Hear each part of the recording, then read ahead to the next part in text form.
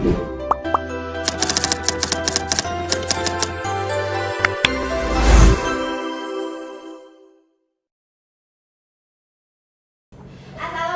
warahmatullahi wabarakatuh. Waalaikumsalam warahmatullahi wabarakatuh.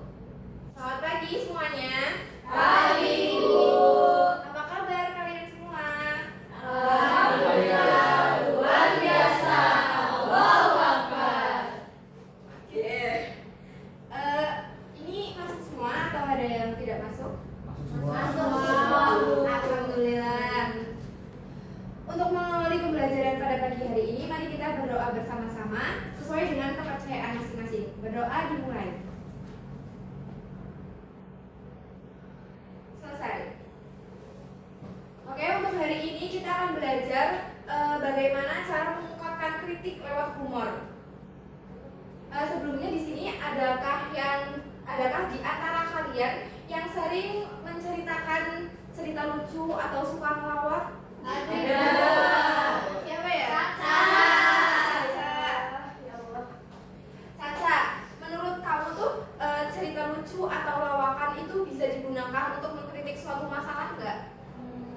Menurut saya sih bisa ya, Bu. Kenapa? Kok bisa?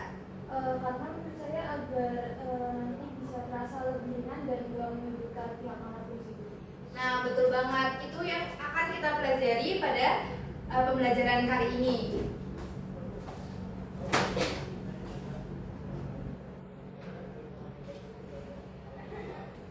Ini Ibu sudah menyiapkan komik yang berisi tentang kritikan sosial. Tolong dibacakan Zelda dan Caca. Ini yang menurut saya dulu.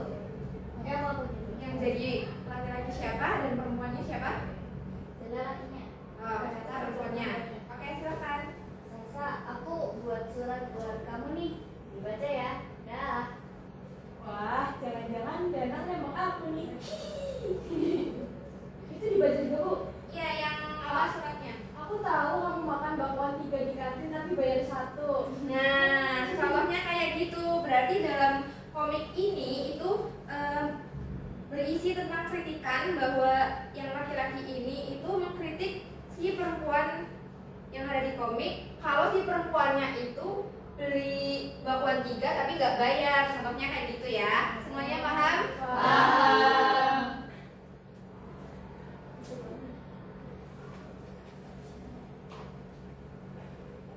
Oke, dalam pembelajaran ini itu kita akan mempelajari bagaimana cara menyampaikan kritik dengan gaya jenaka dan lucu sehingga pesan yang disampaikan dapat lebih mudah diterima. Nah, pada era sekarang itu kan banyak sekali peristiwa yang dapat dinilai baik dan buruknya. Nah, kita itu ada hak buat mengkritik. Nah, kritikan itu tidak selalu disampaikan secara langsung, tapi bisa lewat kritikan komik atau lawakan tunggal. Di sini ada teks anekdot. Tolong Amel bacakan. Hukuman. Di pagi hari yang cerah, di sebuah ruang kelas sedang berlangsung proses pembelajaran. Karena kondisinya santai, guru kelas bercakap-cakap dengan salah satu siswa. Bu, ibu guru mau bertanya, Bu, kata seorang siswa bernama Meta. Ya, silakan, mau bertanya apa, Kak? Jawab bu guru. Bu guru, sebenarnya boleh tidak seseorang dihukum karena perbuatan yang belum dia lakukan? Tanya Meta. Jelas tidak boleh ya. Seseorang baru boleh dihukum saat dia terbukti bersalah. Terang bu guru. Syukurlah Bu. Jadi saya bebas hukuman ya Bu. Soalnya saya belum mengerjakan PR. Sambut Meta. Hahaha, dasar. Jawab bu guru dan siswa-siswa kelas. Nah, itu dia dari contoh teks anekdot di lingkungan sekolah.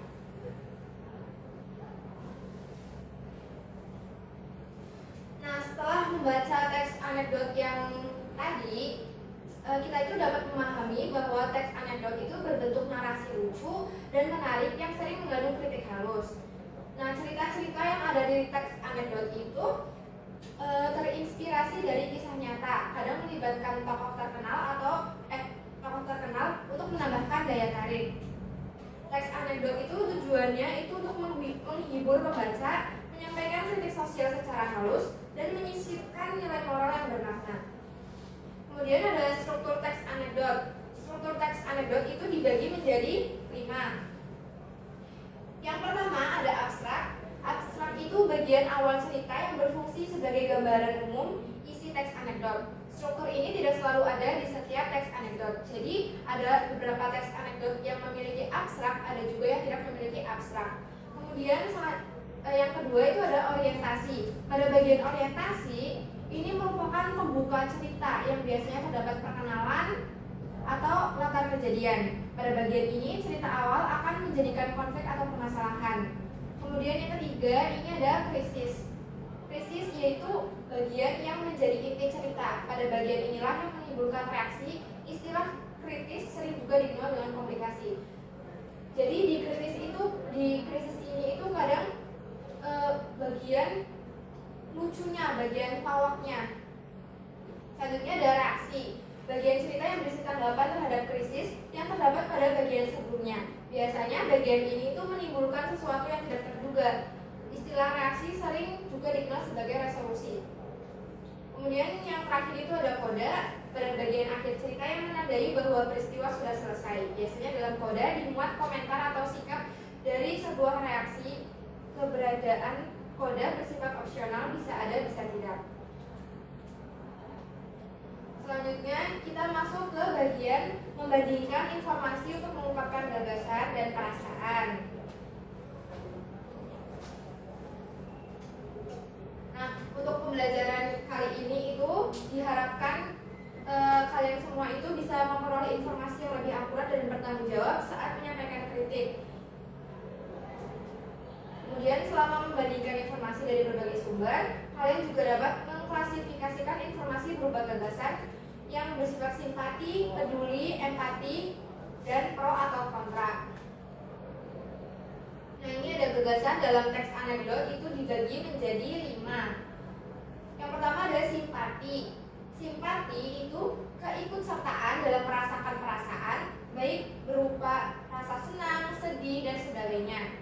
Kemudian ada empati. Empati itu adalah keadaan mental seseorang yang melibatkan dirinya sama-sama merasakan sesuatu yang dialami orang lain. Nah, kalau tadi simpati itu kan keikutsertaan perasaan ya. Kalau dia lagi istilahnya lagi berduka, kita ikut simpati gitu, perasaannya ikut turut berduka, ya sedih. Kalau empati itu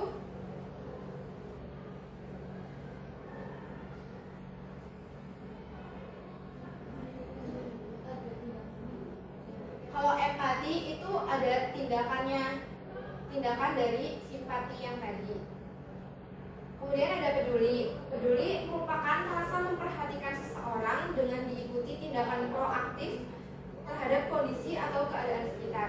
Selanjutnya ada gagasan pro dan gagasan kontra. Untuk gagasan pro itu sikap seseorang yang setuju atau memihak pendapat atau hal yang dikerjakan seseorang. Berbanding terbalik dengan kontra. Kontra itu adalah keadaan seseorang yang tidak setuju atau menentang pendapat atau hal yang dilakukan oleh seseorang. Kemudian selanjutnya ini ada tugas, bisa di scan barcode-nya atau ikutin aja.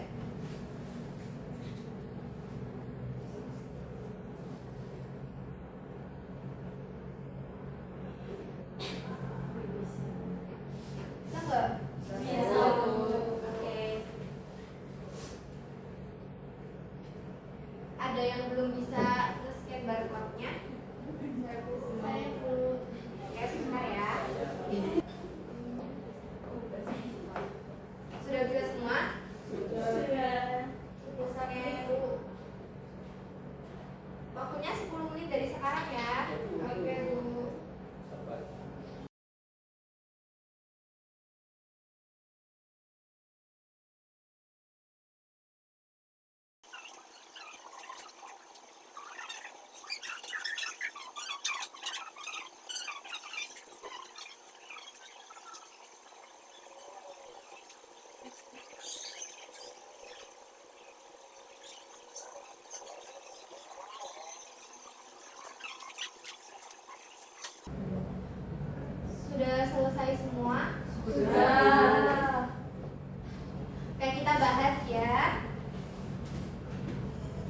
membandingkan informasi untuk mengungkapkan gagasan dan perasaan.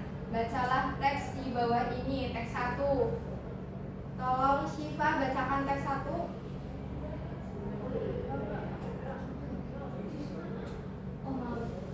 Teks 1. Orang miskin biasanya menganggap pergantian pemimpin hanya sekadar pergantian satu majikan pada majikan lainnya. Seorang tua tengah mengembalakan keledainya di padang rumput saat tiba-tiba dikejutkan dengan teriakan beberapa tentara musuh. Cepat larinya, teriak si tua itu pada si keledai. Jangan sampai mereka menangkap kita. Tapi si keledai tetap kalem berjalan. Katakan, ujian si keledai, jika jatuh ke tangan musuh, apa aku harus membawa beban double? Kukira tidak, jawab si tua. Lalu apa peduliku dengan siapa yang akan kulayani? Toh bebanku sama saja. Si tua pun berlari meninggalkan keledai. Oke, selanjutnya ini teks 1 ya. Kita bandingkan dengan teks 2. Tolong Sally bacakan teks 2. Para sungai berdemo protes pada lautan. Para sungai, kenapa saat kami memasuki lautan, kami masih segar dan enak diminum? Tetapi mengapa kau buat asin dan tak dapat diminum setelah kami berada di dalammu? Laut, jangan datang jika kau tak mau jadi asin. Oke, pertanyaan pertama. Apakah ada perbedaan dan persamaan struktur dari kedua teks anekdot di atas? Ada yang bisa jawab? Saya Bu. Oke, Siti silakan. Jadi jawabannya kedua teks anekdot memiliki persamaan dalam struktur, yaitu sama-sama terdiri atas orientasi, krisis, reaksi, dan koda. Teks 1 diawali dengan cerita seorang tua dan keledainya yang dikejar tentara. Lalu muncul krisis ketika keledai menolak lari karena merasa beban hidupnya tetap sama seperti kondisinya pribadi. Teks yang kedua itu dimulai dengan sungai-sungai yang protes pada laut. Kemudian muncul krisis saat mereka mempertanyakan mengapa menjadi asin. Perbedaan keduanya itu terletak pada gaya penyampaian dan jenis kritiknya. Teks 1 menggunakan gaya realistis dengan tokoh manusia dan hewan, serta mengadu kritik sosial politik. Sementara untuk teks 2 itu menggunakan gaya simbolik dengan tokoh alam, yaitu sungai dan laut, serta menyampaikan kritik filosofis dengan perubahan. Oke, tepuk tangan buat Siti. Jawabannya sekali ya. Selanjutnya nomor 2, tulislah gagasan atau perasaan yang ditimbulkan dari kedua teks di atas. Ada yang bisa menjawab? Saya Bu. Oke, silakan Primadona. Jawaban saya, teks 1 itu menimbulkan gagasan bahwa bagi sebagian orang kecil atau rakyat miskin, pergantian pemimpin tidak membawa perubahan berarti dalam hidup mereka. Mereka tetap memikul beban yang sama sehingga tidak terlalu peduli siapa yang berkuasa. Perasaan yang muncul bisa berupa sindiran halus, keprihatinan, dan kesadaran sosial atas kondisi masyarakat yang tidak tersentuh perubahan. Untuk teks 2, menimbulkan gagasan bahwa setiap perubahan lingkungan akan memengaruhi keadaan atau sifat seseorang dan kita harus siap menerima konsekuensinya. Perasaan yang muncul adalah keheranan yang diselingi dengan humor serta refleksi diri bahwa perubahan membawa dampak dan bukan berarti lingkungan yang sepenuhnya salah. Kedua teks mengajak pembaca berpikir kritis melalui cara yang lucu dan ringan. Oke, tepuk tangan buat Nah, melalui kegiatan kita tadi membandingkan dua teks anekdot, dapat disimpulkan bahwa apabila ada dua teks anekdot yang berbeda, itu meskipun memiliki struktur yang sama, tapi gaya penyampaian dan jenis kritiknya itu berbeda. Nah, dalam kegiatan tadi juga kita itu dapat belajar peran sosial dan filosofis yang dikemas melalui cerita lucu, unik, dan mengandung makna yang mendalam. Oke, selanjutnya Ibu ada proyek untuk kalian. Susah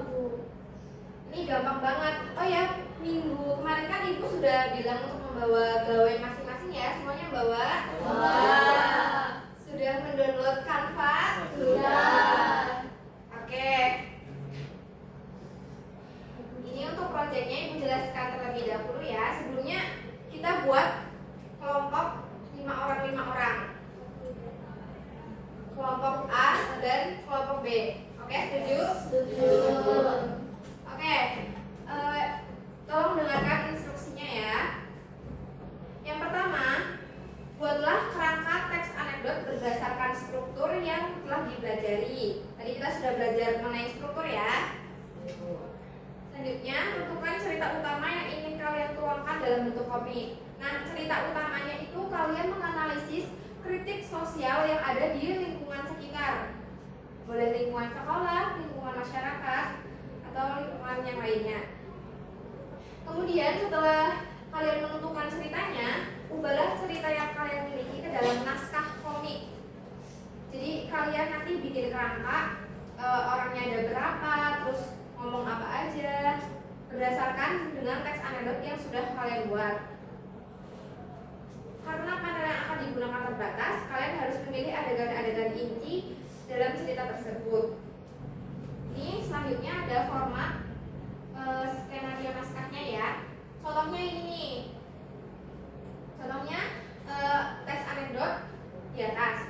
Pagi itu seperti biasanya, Ari sudah berada di dalam kelas. Sebagai siswa SMA, ia sering mendapat hukuman dari gurunya karena sering lupa membuat PR. Sama halnya dengan hari ini, ia pun lupa membuat PR. Waduh, saya baru ingat kalau hari ini ada PR, kata Ari sambil memegang dahinya. Tiba-tiba terlintas di benaknya untuk menanyakan PR kepada si Abi. Bi, apakah kamu sudah mengerjakan PR? PR? Nah belum nih, jawab Ari dengan santai. Mengetahui Abi belum membuat PR, akhirnya Ari pun menjadi lega karena dia tidak sendiri lagi jika dihukum oleh guru nanti. Nah ini itu adalah kerangka teks anekdot. Jadi nanti sebelum kalian membuat komiknya, kalian buat dulu kerangka anekdotnya. Kemudian teks anekdot selanjutnya diubah menjadi komik. Ini adalah deskripsi gambar sama dialognya, karena komik itu kan berbasis dialog ya. Terus selanjutnya ini ada contoh komik. Ini contoh komiknya kayak gini nih. Kan tadi Kan tadi teks anekdot. Terus dijadiin komik jadi kayak gini. Waduh, baru ingat hari ini ada PR, belum gua kerjain lagi. Gua tanya si Abi aja deh. Terus si ini tuh tanya ke Abi, Bi udah ngerjain PR? PR belum. Tenang. Oke, semuanya berkelompok mulai sekarang. Silakan.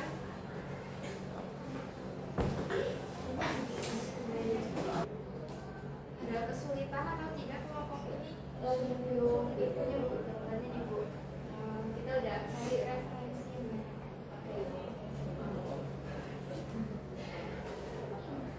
Ada kesulitan atau tidak?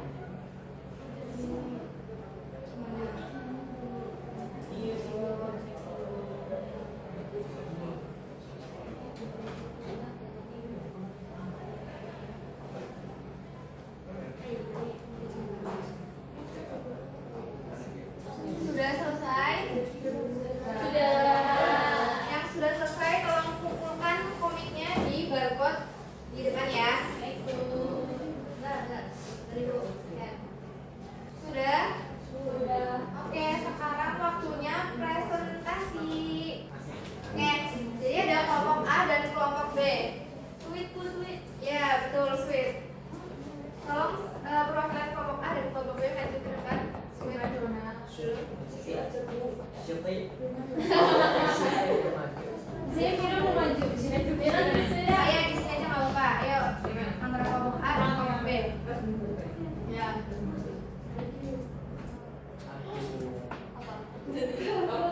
Kalah nanti kan. Nanti kalian yang maju. Ya, kelompok A silakan maju untuk presentasikan komiknya.